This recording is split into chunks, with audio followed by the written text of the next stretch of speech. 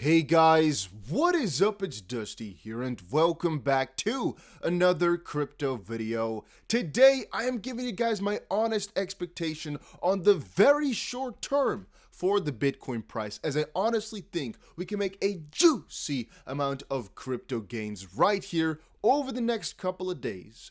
Having said that, there's quite a lot of important stuff going on with XRP that I have to cover in this video. Tons of updates, tons of content, and also guys, I am giving you all one altcoin that's gonna pop off in about a day from now, so make sure you check it out. And that altcoin, obviously guys, is Custa. You only have about 11 more hours to actually get into it, so I'm telling you, make sure you check it out. A link is down below. I'm not giving you any guarantees, but no coin on the Bybit launchpad has failed thus far, and so I honestly expect to at least 10x every single dollar we put into this crypto. Get it now with the link down below.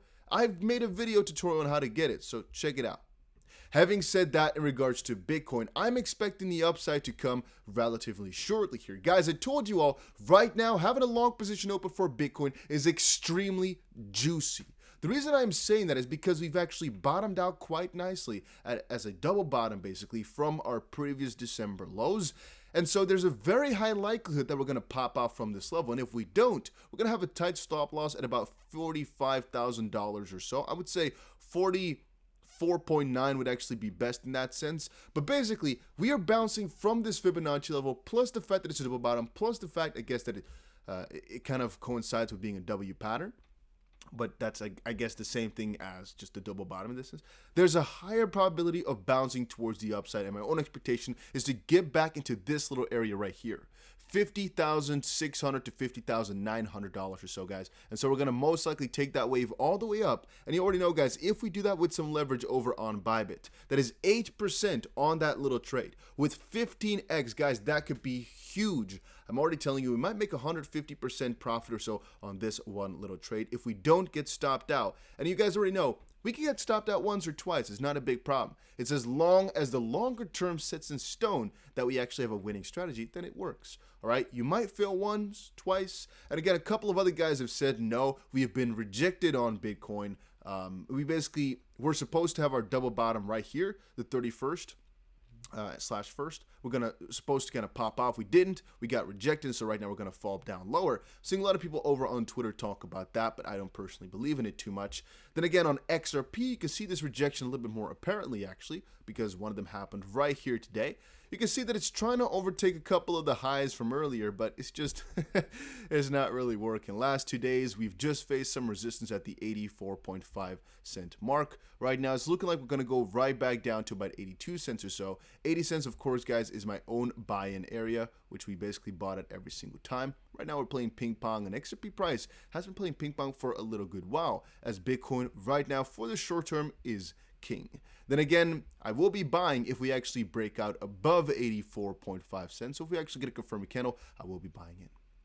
Having said that, let's quickly move on here. There's a lot of juicy news in regards to XRP. A lot of stuff is going on. So first of all, $170 million worth of XRP was wired by Ripple and world's largest exchange. What are the details? Well, long story short, there's just been a ton of XRP transfers, of which not that many really matter. The 1 billion unlock that we saw at the end of the month or the beginning of the month is always an interesting one. And then, of course, Ripple's moving some funds because of that, which is also interesting. But since we can't really deduce what exactly they mean, except for them potentially selling or doing something in that regard, there's not really too much you can do with this. It just says here that Ripple, along with Binance, shoveled 200 million.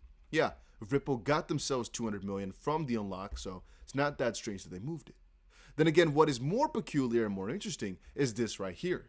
Leonidas just shared that after a 4-month pause, Jed Mccaleb finally resumed selling, which is interesting. Very interesting, actually.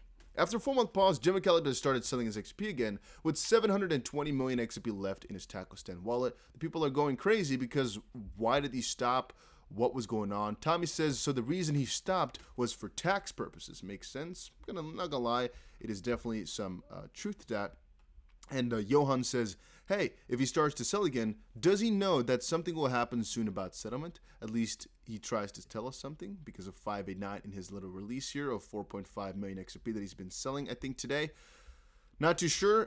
Prosperity says it could be that he's now, basically certain that it's not a security anymore. There's definitely some thoughts behind that. Maybe he knows more about the settlement because he's, of course, in this lawsuit. There's something to be said about multiple different things.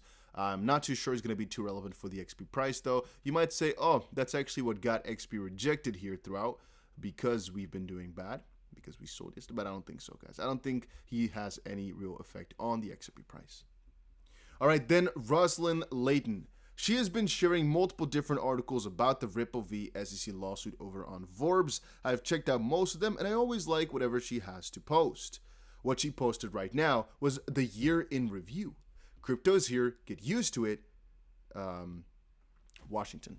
Or get used to Washington. And so when you check that out, it's a pretty nice little article about, I guess, multiple parts of crypto, but most importantly, about the regulators and how they're handling it. And there's one specific section here about the SEC's case against Ripple.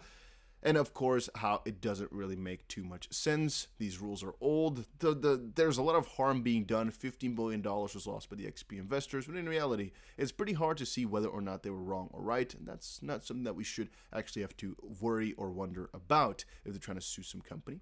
And it goes on in that little sense. We have the rise of the XP army, but also the other side of things. Dangerous game, partisan politics before an election, and so forth and so on. We have a lot of different sides of regulations in crypto, which I really appreciate from her side because she's spreading this all around the world with tens of thousands of views normally on her articles.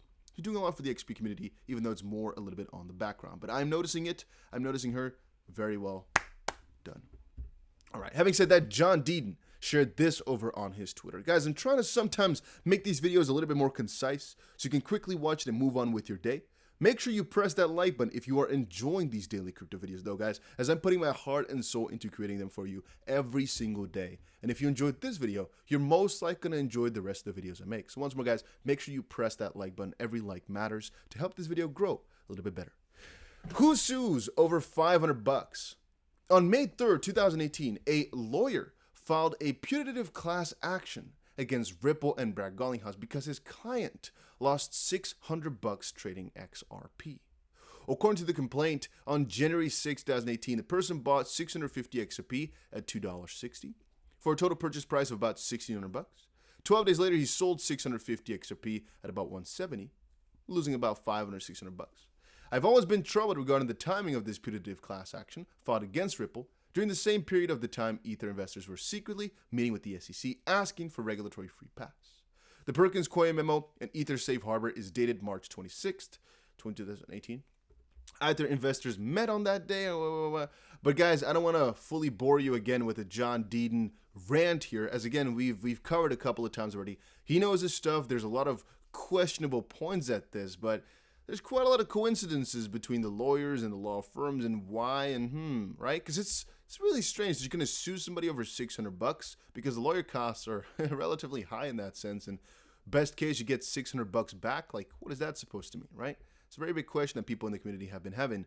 And I get that. I really get that. Like, why? But anyway, there's so many questions. Every single time I look more and more into it, I guess start to notice that there's so many different connections that people can make. And I really find it, I guess, interesting that John Deedon, Digital Asset Investor, and all these guys are kind of rounding it up. Because it is questionable, and every unbiased observer will definitely agree with that point, that it's questionable, everything that's happening. I am not saying that anybody did anything quote-unquote wrong, that's still to be proven, but it is questionable. And as I said earlier during her little talk right here about her, if it's questionable, that's a really big problem, because I don't think it should be. I would say that we'd have to be able to trust blindly and solely in the SEC, and the fact that we question it is rather peculiar. And last but not least, guys, I want to quickly share this. Make sure you check me out over on Instagram. I post the most quality meme content, all right? I've already shared it with you guys a couple of times, but if you're not following me over on here just quite yet, there's a big problem going on right now. Look at this. This is me looking up the next altcoin that will go 100x overnight so I don't have to go to work tomorrow. If you're not doing this, what? All right? The second one here, finding out about XRP in 2018, 2017, 16, 19, whatever. Still waiting for XRP to pump. I don't know. I found it funny that for a lot of people, it looks a little bit like this, that you're just excited looking into the new altcoin gem that's going to make you retire tomorrow. 2 years later, big depression because the prices are not up. No, this is how I sleep, guys. No worries about it all. All right, guys, thank you so much for watching this video. Hopefully you all enjoyed it. Make sure you subscribe to the channel, and I'll see you guys again in another crypto video later today.